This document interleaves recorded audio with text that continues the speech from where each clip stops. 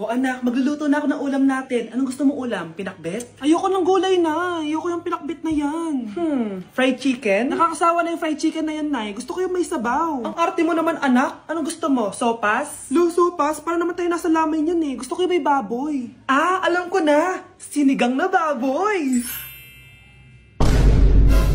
Ano naman yan, anak, ha? Ba't tumitila-dila ka dyan? Di ba alam yun, Nay? Si Alden? Diyos ko, kaka-tiktok mo na naman yan eh. Ano na naman pinapanood mo, ha? Ay, naku, mga bata ngayon. Nakakatakot na kayo. Anak, nakita mo ba yung cellphone ng tatay mo? Nilagay ko dun sa loob ng kabaong niya bago siya ilibing. Ha?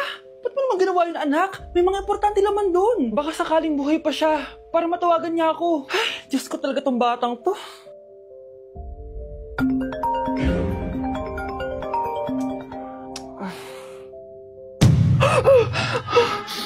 Matawag si tatay. Nay, kailangan natin pumunta sa sementeryo. Tumawag sa akin si tatay. Anak, pwede ba? Wala akong oras makipagbiruan sa'yo. Marami pa akong tatapusin trabaho. Pero Nay, pag di ka pa tumigil, kukunin ko yung cellphone mo. Tay, sumagot ka. Alam kong buhay ka. Sa lahat ng pwede kong makita, ikaw pa talaga. Jessica, tinatawagan ko lang tatay ko. Nababaliw ko na talaga, no? Patay na tatay mo, di ba? Baliw. Hindi, buhay siya. Ito tandaan mo, kapag hindi ka pa tumigil sa kabaliwan mo, susunod ka na sa tatay mo. Sinabihan akong baliw ni Cheska tapos sinaktan niya ako. Totoo naman, di ba? Nabuhay ka. Anak, nabalitaan mo na ba? Ha? Ang alin, Nay? Patay na si Cheska. Natagpuan siyang walang buhay dyan sa may ilog. Ano? Ay, Diyos ko, kawawang bata. Tay, sumagot ka na please. Ikaw! Ikaw ang pumatay sa anak ko! Ano? Eh siya nga to nang away sa akin eh. Ikaw ang huli niyang kasama. Tandaan mo to. Isusunod kita sa tatay mo. Tay, hindi ko na alam gagawin ko. Sinisisi ako ng nanay ni Cheska sa pagkamatay ng anak niya. Natatakot ako. Anak, yung nanay ni Cheska. Oh, bakit, Nay? Pinatay daw. Binitin sa may puno. Ano? Nakakatakot na dito sa barangay natin, anak. Sinong pumapatay sa kanila? Nay, may tao. Sino po sila? Magandang araw po. Ako po si Detective Jason. Ako ang may hawak sa investigation case sa pagkamatay ni Cheska at ng kanyang nanay. Bakit kayo nandito? Dahil dito.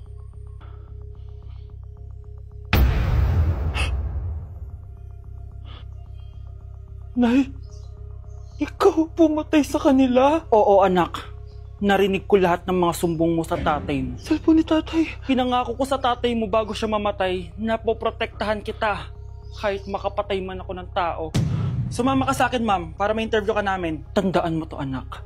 Kahit nasa kulungan ako, poprotektahan kita. Tumawag ka lang.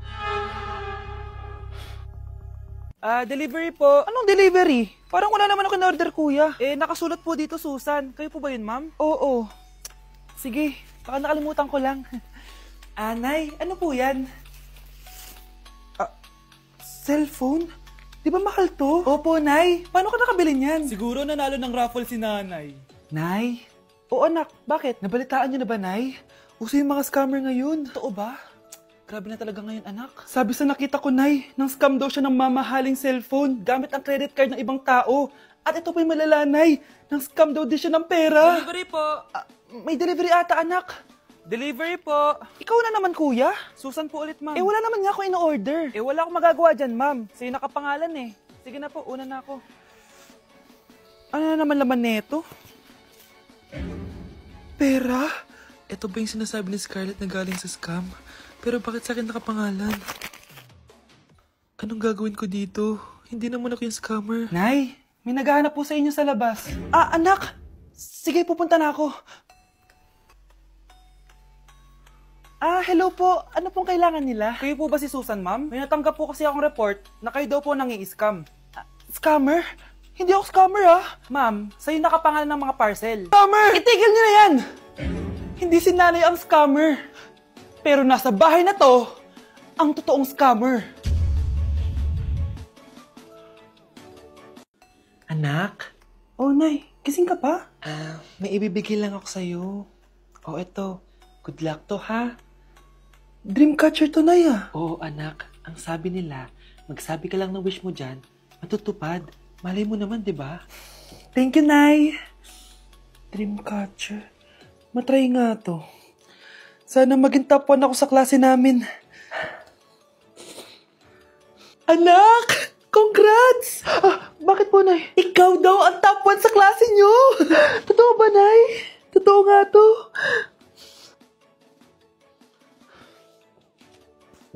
O anak, saan ka galing? Nag-apply ako sa trabaho.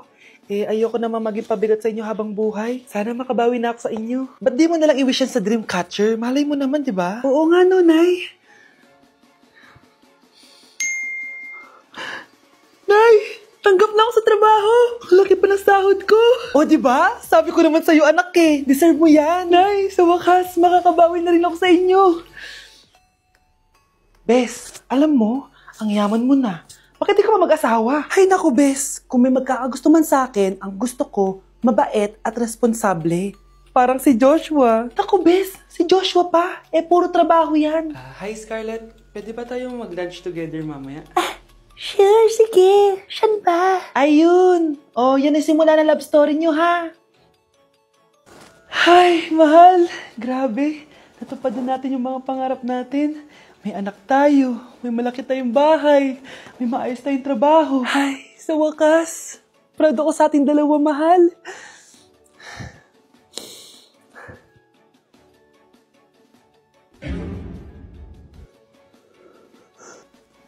Mahal? Anak ko, binili ko to para sa'yo. Bagay sa'yo to. Ang ganda, diba? Wow, Nay, ang ganda. Parang feeling yan pag sinuot ko yan. Sana may ganyan din ako kagandang damit kagaya ni ate. Ayan, marunong ka na magdilig, anak. Ang dali lang pala nito, Nay. I love you, anak. Mahal din kita, Nay. Sana may ganyan din kaming banding ni nanay. Nagutom na ako. Nay, may ulam pa? Ay, sorry, anak. Kinain na kasi ng ate mo yung ulam, eh. Sige, Nay. Di na po pala ako gutom. Sana pinagtitira din ako ni nanay ng ulam. Alam mo, Bes, favorite talaga ng nanay ko yung ate ko. Feel ko tuloy, ampun lang ako. Bes, what if hanapin mo yung birth certificate mo? Malay mo, ampun ka lang talaga. Asan yung birth certificate ko? Kay ate to, May stage 4 cancer si ate. Oo, anak. May cancer ang ate mo. Anay! Kaya palagi nasa ate mo yung attention ko kasi ine-enjoy ko lang lahat ng oras na nabubuhay pa siya. Nay, sorry kung nagduda ako kung anak mo ba talaga ako. Ngayon, alam mo na, anak. Ano, Nay? May cancer ako? Kailan nyo balak sabihin sa akin to, ha? Anak! Kaya di ko sinasabi sa iyo kasi baka di mo kayanin. May cancer ako.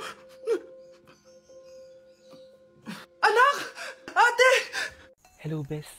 Sinundan ko si Miguel. Bes, ano nakita mo? May iba na ba siya? Confirm. May kabit yung jowa mo. Ha? Sino naman magiging kabit niya? Kabit niya si Scarlett. Hello, Bes? Nasaan ako? Anong gagawin niyo sa akin? Tama na! Bakit ka nagmamanman sa bahay namin? Spy ka ba? Walang yaka! Inago mo yung jowa ng best friend ko! Pinagsasabi mo, be! Ako ang tunay na jowa ni Michael. Never naman nagustuhan ni Michael yan si Samantha kasi ang pangit niya, no? Ganun ba? Oo, kaya magdusa ka dyan. Wag!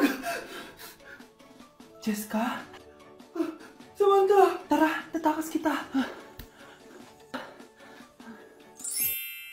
Grabe, Bes! Kung ano-ano na ginawa sa'yo, ang ganda mo pa din. Be, thanks to the perfect stay, velvet matte cushion, na Skintific. Bago ako pumunta dito para sundin si Miguel, nag-apply na ako neto. Dahil long-lasting ito, high coverage and waterproof, siguradong all day fresh ka. We, talaga ba? O eto? O, diba? Ang ganda ko pa din. Hindi na kailangan mag-retouch. Ang gagaling nyo din, no? At may tagapagligtas ka pa. Si Samantha. Samantha? Ikaw ba yan? Anong ibig sabihin nito? O, diba? Ako ang tunay na jowa nito ni Miguel. At ikaw, kabit ka lang. Pero... Walang iya ka? Pero babe, ikaw na mahal ko ngayon. Tingnan mo nga itsura niyan.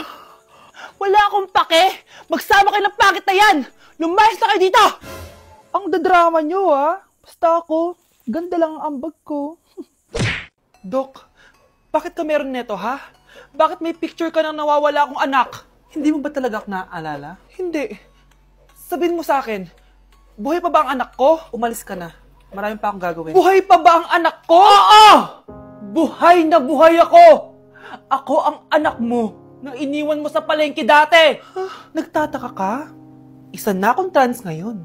Alam mo, buti na lang, may mabait at mayamang pamilyang kumukup sa akin. Kaya maganda yung naging buhay ko. Tingnan mo, naging doktor pa ako. Kaya salamat sa'yo at iniwan mo ko. Anak, hinanap kita.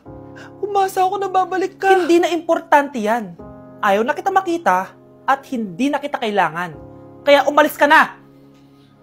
Hello po. Kamusta po yung pasyente? Dok, si nanay naman yung nagkasakit. Kamusta na siya? Okay naman. Sa iba ko na lang siya ipapaasikaso, ha? Anak? Anak, please! Bakit anak tawag mo sa kanya, Nay? Sure ka ba? Na habang buhay ka magagalit sa nanay mo? Nakita ko results niya kanina. Anytime, pwede siya mawala. Magpapahangin lang ako. Nasaan na sila? Hello, nurse? Nasaan yung pasyente dito sa room 214? Anak? Ako ba hanap mo? Nay, akala ko may masamang nangyari na sa'yo. Anak, hindi na kita iiwan. Good news! False alarm lang pala yung nakita namin result sa nanay mo. Ibig sabihin, magiging okay siya. Salamat naman. Nay, ayoko na mawala ka sa akin, ha? Yay! May ate na ako!